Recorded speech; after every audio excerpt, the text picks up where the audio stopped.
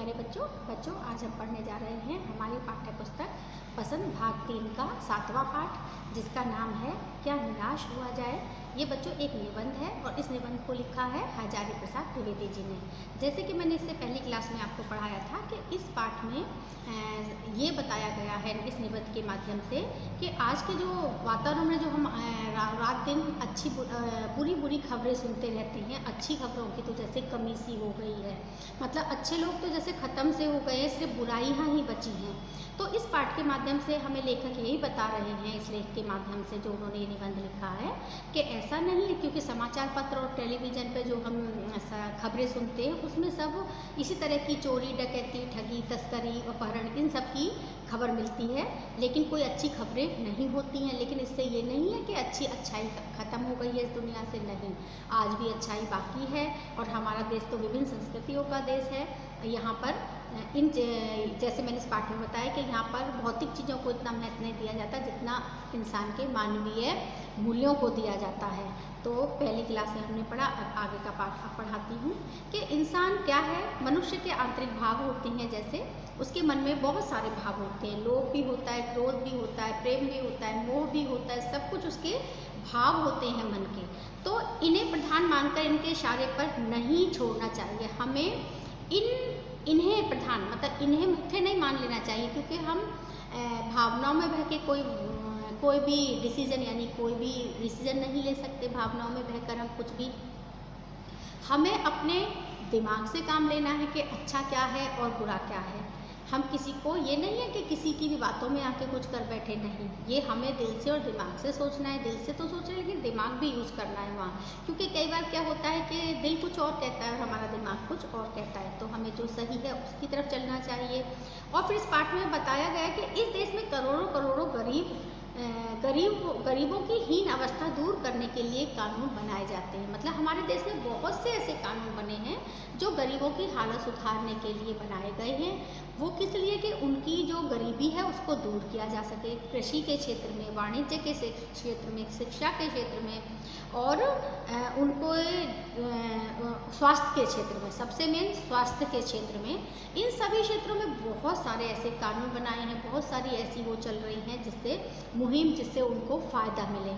लेकिन होता क्या है, जिन लोगों को ये कार्य सौंपा जाता है ना, वो लोग अपने मेन उद्देश्य से हट के क्या करते हैं, भटक जाते हैं और वो पैसा कमाने के लिए गलत राह अपना लेते हैं, क्योंकि वो उसका फ़ायदा उठाने लगते हैं। उनको जो पद मिला हुआ होता है, वो उस पद पे बैठकर जो कार्य उनको सौंपा गया है उससे भटक जाते हैं और वो अपने निजी स्वार्थ में आकर उसका फ़ायदा उठाना शुरू कर देते हैं। और कहने को तो अनुचित लाभ उठाने लगते हैं। वो क्या होता है कि इन कार्यों में जिन लोगों को लगाया जाता है, मैं जैसे बताया कि वो वास्तविक उद्देश्य से तो अपने भटक जाते हैं, लेकिन वो दूसरे मार्ग की तरफ जाते हैं और अपने निजी फायदे को उठाने लगते हैं। कहने को तो धर्म कानून बड़ी चीज़ है, कहा तो ये जाता है कि धर्म कानून बहुत बड़ी चीज़ है। लोग धर्म से तो डरते हैं पर कानून का अनुचित लाभ उठा जाते हैं। आपने देखा ही होगा, लोग भगवान से एक विषय डर जाते हैं, धर्म से तो थोड़ा डर जाते हैं, लेकिन वो कानून का अनुचित लाभ उठा जाते हैं और अपनी गलतियों से बच जाते हैं।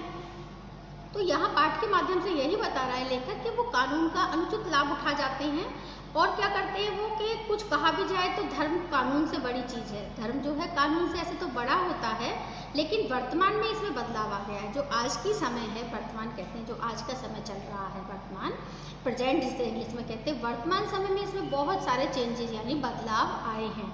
इसमें बहुत सारे बदलाव लाए गए हैं और बहुत सारे चेंजेस किए गए, मतलब बदलाव लाए गए हैं जिससे लोग इसका अनुचित फ़ायदा ना उठा सकें।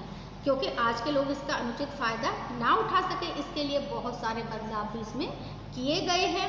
लोग कहने को तो ईमानदारी, सेवा और सच्चाई आध्यात्मिकता का मूल्य मंत्र है। मतलब ये आध्यात्मिकता का मूल्य बनाए हुए है।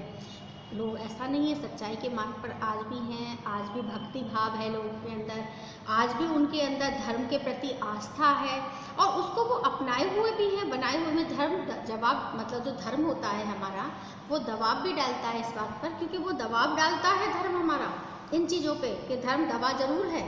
धर्म से दवा तो मिल सकती है कि धर्म के मार्ग पर नष्ट नहीं हुआ है। धर्म को दबा तो दिया है लोगों ने, ऐसा हुआ है कि इस मार्ग पर चलते चलते लोगों ने धर्म को दबा दिया है, लोगों ने धर्म को दबा तो दिया है, लेकिन वो धर्म को दबा नहीं सकते। उन्होंने दबाने की कोशिश की है धर्म को, लेकिन वो नष्ट नहीं कर सकते, क्योंकि आज भी लोगों के धर्म के प्रति उनकी आस्था है, उस आस्था को आज भी दबाया नहीं जा सकता है। तो इसीलिए आज भी धर्म को नष्ट नहीं हुआ है, पर वो नष्ट नहीं हुआ है, धर्म पे को लोगों ने थोड़ा थोड़ा दबाया है कि वो नहीं सुनते हैं, किसी की भी नहीं मानते हैं, लेकिन ऐसा नहीं है, उसको वो नष्ट नहीं कर सकते हैं, क्योंकि समाचार पत्रों में भ्रष्टाचार के प्रति इतना आक्रोश यही सिद्ध करता है कि हम इनको गलत समझते हैं। समाचार पत्रों में आपने देखा होगा कि एक अजीब सा आक्रोश, गुस्सा लोगों के प्रति होता है। क्यों होता है कि उसमें सारी खबरें जो होती हैं वो ऐसी ही होती हैं, जैसे मैंने शुरू में बताया, तस्करी की, अपहरण की, ठगी की, और मीडिया ने मतलब चोरी की, डकैती की, यही खबरें इतनी ज़्यादा होती हैं कि लोगों का ऐसा होता है, धर्म पर से विश्वास ही उठ जाता है, जैसे लोगों को किसी की चिंता ही नहीं, किसी का डर ही नहीं है, सिर्फ ये अपना ही फ़ायदा करने पर तुले हुए हैं ऐसे लोग। तो हमारे मन में ऐसा आता है कि क्या समाज ऐसा हो गया है कि उसमें कुछ भी अच्छा नहीं बचा है? क्या ये सोचकर हमें निराश होना चाहिए? नहीं, ऐसा नहीं है, क्योंकि जहाँ ये सब है उसके साथ अच्छाई भी तो है। हम थोड़ी देर के, कुछ लोग अगर गलत हैं, समाज का कुछ वर्ग अगर गलत हो जाता है तो उससे पूरा समाज तो गलत नहीं हो जाता हमारा। तो कुछ लोगों की गलतियों से हम पूरे सभी लोगों के लिए एक सी राय कायम नहीं कर सकते हैं। बताने का उद्देश्य इस निबंध का यही है कि किसी एक की गलती के लिए हम सभी लोगों के लिए एक राय कायम नहीं कर सकते हैं, क्योंकि सभी के लिए अलग अलग राय होनी चाहिए, क्योंकि कुछ ही लोग ऐसे हैं। क्या सारा समाज तो ऐसा नहीं है? हम भी उस समाज का हिस्सा हैं। तो क्या सब लोग ऐसे होते हैं? नहीं, वो कुछ एक लोग हैं जिन्होंने इन सब चीज़ों के माध्यम से हमारे समाज में को पूरी तरह से भ्रष्ट किया हुआ है। या यही बताया गया है कि आज का मनुष्य प्रेम करता है, स्त्रियों का सम्मान करता है और आध्यात्मिक मूल्य को बनाए रखता है, झूठ और चोरी को पाप समझता है, और समाचार पत्रों में भ्रष्टाचार के प्रति इतना आक्रोश करता है। यही सिद्ध होता है कि इनको गलत समझते हैं, कि आज के जो लोग हैं वो इनको गलत समझते, मतलब आज का जो समय है वो लोग इसको गलत समझते हैं। क्यों? कि वो ऐसा नहीं है, वो स्त्रियों का सम्मान भी करते हैं। सारे लोग ऐसे नहीं हैं, स्त्रियों का सम्मान भी करते हैं, धर्म के प्रति उनकी आस्था भी है, वो सच्चाई के मार्ग पर चलने वाले भी हैं, और मेहनत से अपनी जीवन यापन करते हैं। ऐसा नहीं है, सच्चाई के पथ पर चलकर वो मेहनत से अपना जीवन यापन करते हैं। तो यहाँ लेखक यही बताना चाह रहा है कि इन सब बातों को सोचकर हम निराश नहीं हो सकते हैं कि हमारे जीवन में खाली ऐसे ही लोग नहीं आते हैं, हमारे इस जीवन में बहुत सारे अच्छे लोग भी हैं। खाली आप उन्हीं खबरों को मत देखो, कुछ एक अच्छी खबरें भी हैं, लेकिन आज के समय के अनुसार जैसे हम समाचार पत्रों को देखते हैं, उन्हें देखकर मन की यही दशा होती है, और मन में इस चीज़ को लेकर काफ़ी दुख होता है कि हमारा समाज किस ओर जा रहा है। समाचार पत्र जब हम बहुत पढ़ते हैं और बहुत गलत गलत खबरें आती हैं तो मन नहीं करता उसको पढ़ने का, लगता है इसको छोड़ो, इसमें तो एक भी अच्छी खबर है ही नहीं, सारी बेकार खबरें भरी पड़ी हैं। क्यों? कि सब ऐसी खबरें थोड़ी 24 घंटे पढ़ सकते हैं, सर कुछ अच्छी खबरें भी होनी चाहिए।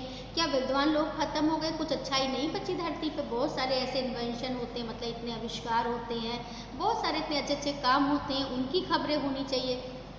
क्या हम इस छोटी सी चीज़ को देख के निराश हो जाएंगे? नहीं। यहाँ पे जो ये शीर्षक है, क्या निराश हुआ जाए, उसका बताने का माध्यम यही है कि हम इन थोड़ी सी चीज़ों को लेके अपने मन में किसी के प्रति कोई राय कायम नहीं कर सकते हैं। क्यों? कि बेटा अच्छे लोग भी इस धरती पर हैं, आपने अपने आसपास भी देखा है कितने अच्छे अच्छे लोग हैं। तो हमें किसी को एकदम से देख के उसके प्रति अपनी राय कायम नहीं कर लेनी चाहिए। हर इंसान में हमें दोष नहीं ढूंढने चाहिए, क्योंकि अगर किसी में कुछ दोष हैं तो उसकी कुछ अच्छाइयाँ भी होती हैं। तो यही सब लेखक बताना चाह रहा है कि खाली दोष ही दोष नहीं, कुछ अच्छाइयाँ भी हैं। गलत तरीके से धन संग्रह करने वाले जो लोग होते हैं, भ्रष्टाचार करते हैं, गलत तरह से धन संग्रह करते हैं, कुछ उनका पर्दाफाश करना अच्छी बात भी है, क्योंकि जो न्यूज़ समाज खबरों के माध्यम से उनका पर्दाफाश होना भी अच्छी बात है।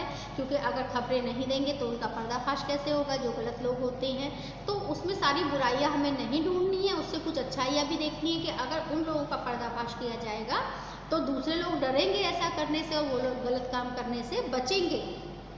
तो यहाँ लेखक यही बता रहा है कि अच्छाई का रस लेकर ध्वज करना चाहिए। वास्तव में अच्छाई, हमें आनंद लेना अच्छी बात नहीं समझना चाहिए। अच्छी घटनाओं को उजागर करने के लिए दूसरों के मन में अच्छी भावना बलवती होती है। ऐसा नहीं है हमें दूसरों की अच्छाई को उजागर करेंगे अगर हम, तो हमारे मन में भी अच्छाई की भावना बलवान होगी, यानी वो आगे बढ़ेगी।